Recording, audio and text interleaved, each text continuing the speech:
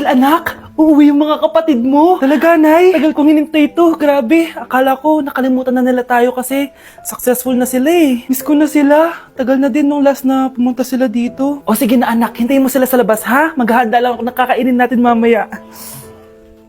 Uy, Kyle, balita ko, uuwi yung mga kapatid mo ah. Opo tita. Paano niyo po nalaman? Basta! Siguro proud yung nanay mo kasi successful yung mga anak niya, no? Oo naman, tita. Nagbunga lahat ng paghihirap ni nanay sa kanila. Deserve nyo yan. Malapit nyo nang malaman ng totoo lang sikretong hindi nabubunyag. Pasok na po ako, tita. Sige. Hello, Nay! Nandito na yung anak mong doktor all the way from New York! Hi, Nay! Nandito na yung anak mong teacher all the way from Central Elementary School! Hello, Nay! Nandito na yung anak mong engineer! Naiyak naman ako. Nakumpleto din kayo magkakapatid. Sana nakikita to ng tatay niyo. Masaya ako na nandito kayo, ate, kuya. Sana maging successful din ako na kagaya niyo. O siya na, kumain na kayo ha? Galing pa kayo sa malalayo eh. Wow naman, Mare. Bigatin na yung mga anak mo. Saya-saya. Oo naman, Mare. Ilang taon din akong kumayod para mapagtapos lang sila. Pero worth it naman, di ba? Teka, Mare, para mas masaya, may kailangan kang malaman. Oh, eto. Ha? Ano to, Mare?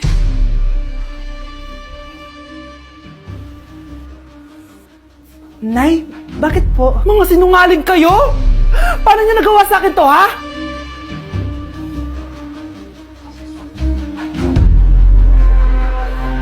Wow! Gising na siya! Ang pala mo nandito sa bahay. Nay, wag ganyan please. Alam mo, bilib din ako sa'yo eh. Wala na nga tayong makain, nagpabuntis ka pa. Buti pa yung anak ni Rosa. Pag-aaral ay natupag. Nakakawalang gana. Yan, umalis ka. Diyan ka magaling. Kasalanan mo to! Sinira mo yung future ko! Ate, please, tigilan mo yan. Walang kasalanan yung bata. Hindi! Dahil dito, galit sa akin si nanay. Kaya dapat mawala na to! Ate, wag! Ate! Anak, kain ka na. Nay? Sorry anak ha sa mga sinabi ko. Hayaan mo, babawi ako sa'yo ha. Thank you, Nay. Nay, sumasakit yan ko. Nay! Oo, yung pinag-usapan natin ha. Hihintayin ko lang mga anak tong babaeng to. Pag nabigay ko na yung bata, ibigay mo na agad yung pera sa akin ha. Palak ibenta ni nanay yung anak ko. O anak, okay ka lang? Walang hiya ka, Nay! Ang sama mo! Akala ko, totoo nagbago ka na. Pera pa rin pala yung nasa utak mo. Abay, bakit? Wala ka nang pakinabang dito. At least yung anak mo, mapapakinabangan ko. Wala ka namang papakain dyan eh. Napakasama mo! Lalayas na ako sa impyernong to! Sige, lumayas ka! Sino tinakot mo? Tignan natin kung saan ka pupulutin. Hello, Bes. Hello, Bes. Kilala mo ba si Edward? Oo, Bes. Siya yung ama ng dinadala ko. Mayaman pala sila, Bes. Gusto kanyang makita kasi gusto niyang panagutan yung baby mo. Talaga? Oo, Bes. Ito na yun, Bes. Bes, hindi mo na kailangan magtiis na nanay mo. Hindi pwedeng anak ko lang ang makikinabang sa yaman ng lalaking yun. Dapat ako din. Baby, away tayo. O ano anak? Puro bebe time na lang? Di ba may exam ka pa bukas? Opo, Nay. Try mo kaya mag-review para di ka puro bagsak. Diyos ko. Sige, Nay. Challenge accepted. Makaka-perfect ako sa exam bukas. Sino nagsabing hindi ko kaya mag-review? Baka Scarlett to. Ba't tumatawag na to? Oh, bakit, Bes? Nag-review ako. Te, may bago akong chika. Importante ba yan? Importante. So, eto na nga. Go, Te! Spill the tea! Ano nangyari? 1 hour later. O siya, sige na, Te. Mag-review na talaga ako. Storbo. Saan na ba ako? X, Y... Hala, break na sila! Ano nangyari? 1 hour later. Mag-review na nga ako.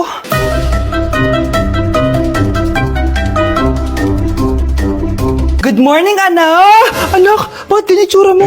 Hanay, nag-review ako buong gabi. Akala ko puro numbers lang yung math. Bakit may X and Y? Di bale, anak, gamitin mo tong Radiance Glow Pure Blossom Elixirs ng YOU. Meron tong toner essence at illuminating serum. Ano naman yun, Nay? Ano to? Nakaka-bright, repair, at protekto ng skin. At di lang yun anak, nakaka-reduce to ng oiliness at ng skin texture. Suitable to for all skin types, kaya gamitin mo to para fresh ka bago ka mag-exam. Ay, ang fresh nga. Glass skin, no? Super lightweight at super dali lang pala i-apply nito, Nay. Go na, anak. Islay mo na yung exam mo. Good morning, class. Ready na ba kayo mag-exam? Sure nang makaka-perfect ako kasi nag-review ako. First question. Kung 5 ang kinain na pizza ni Maria at 2 ang sapatos ni Cardo, gaano kalayo ang Earth sa black hole?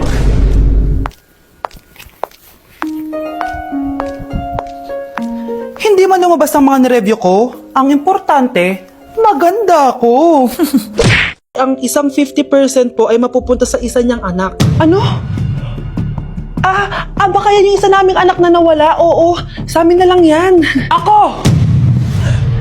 Ako ang isa pang anak ni Ramon. Oh, akala ko ba nawawala yung isang anak ni Ramon? Attorney naman, huwag ka maniwala dyan. May sakit kasi sa utak yan. Wala akong sakit, attorney. Maniwala ka, please. Kailangan ko pa ng sapat na ebidensya para maniwala ako sa'yo. Sige na, babalik na lang ako. Ito na ba yung bagong bahay ng anak ko? Ikaw babae ka? Sinubukan mo pang agawin sa amin ang kayamanan ng tatay mo? Ang sama nyo, tita! Gusto nyo kunin lahat! Well, hindi naman maniniwala sa'yo sa attorney dahil wala kang ebidensya. Tao po, attorney po ito. Nandiyan si attorney. Halika dito. Ayan, ikukulong muna kita dito sa bodega hanggat hindi ko pa nakukuha mga kayamanan. Yes, attorney. Hawak ko na ang 100% ng kayamanan ni Ramon. Nandito na ang titulo, papeles at cheque ng mga kayamanan niya. Ay! Salamat, attorney, ha? Scarlett, hindi ko na alam kung ano nangyayari sa nanay ko. Pero huwag ka mag-alala. Ako bahala sa'yo. Kailangan na matigil tong pinagagawa ni nanay. Tao po. Sino ka? Ako po yung nanay ni Scarlett, yung anak din ni Ramon. Totoo ba to? Pinagsasabi mong babae ka? Kami lang ang pamilya ni Ramon. Attorney, huwag ka magpaniwala dyan. Peke yan. Hindi to peke. Pwede mo ipacheck to sa attorney. Kaya ilabas mo na siya. Kinulong po ni nanay si Scarlett sa bodega. Ha? Anak?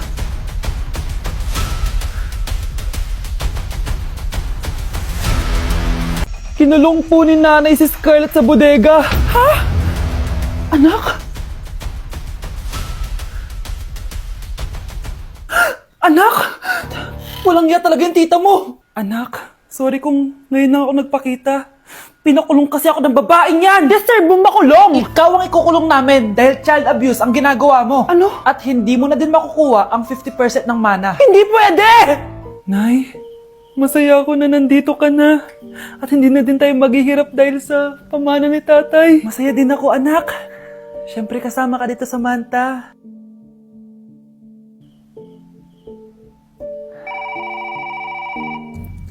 Ano ba? Bakit tawag ka ng tawag, ha? Oo, wala silang kaalam-alam. Sige na, baka mahuli pa tayo. Sa wakas, sa atin na ang mana. Maghahati tayo dito. Palayasin mo na yung mga batang yun, ha? Ako bahala. Ang galing talaga natin magpanggap date. Mga anak, aalis na tayo dito sa bahay. Lilipat tayo sa mas malaking bahay. O eto, mga gamit nyo, inimpake ko na. Talaga, Nay? Scarlett, huwag kang maniwala dyan. Nagpapanggap lang yung nanay mo. Samantha, ano yung mga pinagsasabi mo? Magjowa sila ni attorney. Sinet up nila tayo. Ganyan ba ang ugali mo, Samantha? Kaparehas ng nanay mong sinungaling? Samantha, ano ba? Kung ayaw mo sumama, edi wag. Sige, kung totoong anak mo talaga si Scarlett, saan at kailan mo siya ipinanganak? Ang dali naman yan. Edi sa Manila. Pinanganak ako sa ibang bansa. Hindi ikaw ang nanay ko. Ay, oo nga pala, sa ibang bansa pala. Sorry, nakalimutan ko. Ang dami namang drama. Total, nasa amin na ang mana. Umalis na kayong dalawa. Kung ayaw niyong pati kayo, ipakulong ko. Kung meron mang makukulong, kayong dalawa yon. Salamat sa pagtawag, Samantha. Inaaresto kita, attorney, sa kasong panloloko. Palpak ka talaga! Naisahan niyo ako ngayon, ha? Hindi pa ako tapos sa inyo. Talagang sinira mo yung sarili mo, attorney, para sa pera. At ang dami mo na palang naloko. Samantha, huwag na tayong maghiwalay, please. Oo, Scarlett. Dito lang ako palagi sa tabi mo. Kayong dalawa, mag-ingat kayo palagi, ha? Gamitin nyo na maayos sa pamana ng tatay nyo. Salamat po. Nakikiramay po ako sa pagkawala ng asawa niyo. Masakit para sa amin ang pagkawala niya. Kailan pala namin makukuha yung mga ipapamana niya sa amin? Ipaprocess pa po namin yun, ma'am. I-update na lang po namin kayo. Sige po, attorney. Sakit ng pagkawala niya. Nay, tignan mo, may medal ako. Ano namang paki ko dyan? Di ka ba proud sa akin? Hindi. At wala akong paki sa'yo. Iniwan ka na ng tatay mo, di ba?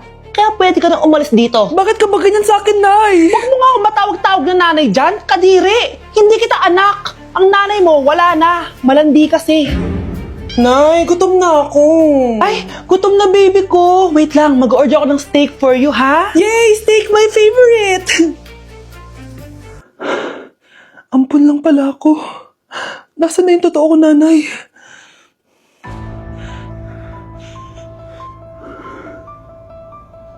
Tulog sila.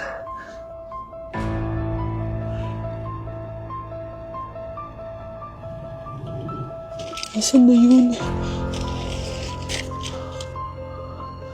Ito ba si nanay? Ay, sino ba ito tumatawag na to? Muntik na yun. Attorney? Hello ma'am, may update na po sa ipapamana ng namatay niyo pong asawa. Sige. Punta ka dito sa bahay. Sa wakas, ito na yung araw na pinakahihintay ko. Hoy, ikaw! Pag dumating dito si attorney, magtago ka. Hindi niya pwedeng malaman na may isa pang anak ang asawa ko. Sige po. Ma'am, nakuha na po namin yung last will and testament ng asawa niyo. Ang nakasulat po dito ay, ang 50% ng kayamanan niya ay mapupunta po sa inyo. Ha? Mali ata yan, attorney. Dapat 100% ang mapupuntang kayamanan niya sa amin. Kami lang ang pamilya niya eh. Bali ma'am, ang nakasulat po kasi dito ay ang isang 50% po ay mapupunta sa isa niyang anak. Ano? Baka yan yung isa naming anak na nawala? Oo, sa amin na lang yan. Ako ang isa pang anak ni Ramon. Anak! Umagang-umaga, cellphone agad hawak mo? Tignan mo ito napanood ko. Huwag mag-cellphone agad pagkagising mo sa umaga kasi pinapataas mo lang ang stress levels mo. Ano ba naman yan, Nay? Doktor na may sabi ha? Tigilan mo na yan. Maniniwala pala tayo sa doktor. Sige. Grabe, ang init. Paniligo na nga ako. Nay, may napanood ako Kung may nagsabi sa'yo na dapat kang maligo araw-araw, isang malaking kasinungalingan yan. Sabi ng doktor, Nay, bawal daw maligo araw-araw. Ba't ka naliligo? Sige, di na ako maliligo. Kung akala mong healthy ang mga prutas, pakinggan mo tong sasabihin ko. Nay, nagsalita na yung doktor ha. Huwag ka na kumagat dyan. Pati ba naman prutas? Ay, magmamatcha na lang ako. Kung akala mong healthy ang mga matcha, pakinggan mo tong sasabihin ko. Hala, sabi ng doktor, hindi daw healthy yung matcha, Nay. Huwag mo na inumin yan, ha? Pati matcha bawal. Sinisira mo ang utak mo sa paggamit ng mga betchin. Nay, sabi ng doktor, sinisira mo daw utak mo. Huwag ka na maglagay niyan. Tama na! Oo na, lahat ng ginagawa ko masama sa akin. Sige na, ititigil na ako. Basta mag-cellphone na ako, ha? Sige na, mag-cellphone ka na. Pero huwag ka magpupuyat, ha? Masama pa rin yon. Malaking kasinungalingan yung sinasabi nilang bawal ka magpuyat. Anong sabi mo, Nay? Sabi ng doktor, pwede naman eh. Bye!